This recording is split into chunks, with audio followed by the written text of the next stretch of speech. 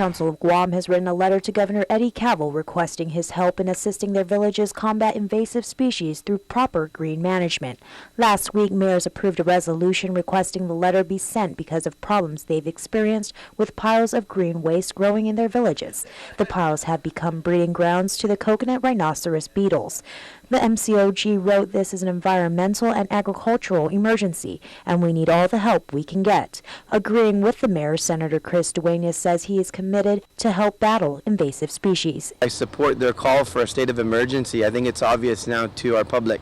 The situation with the rhino beetle and the little fire ant is really bad at this point. In their letter to the governor, mayors say the issue should be given a high priority to include additional funding from the Guam Visitors Bureau, Guam Economic Development Authority, or the Recycling Revolving Fund.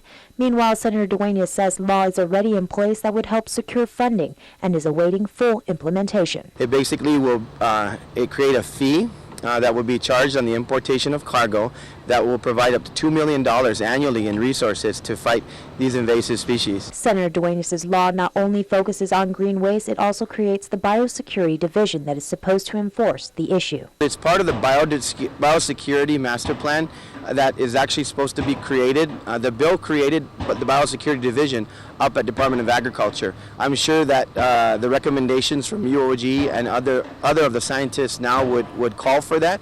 But in order to fund the biosecurity plan, we need to have the resources in place. The council is also asking the governor to seek assistance from the federal government in providing more resources to combat these issues, since it will eventually affect federal installations and parks. Reporting for Guam's News Network, I'm Jolene Toves.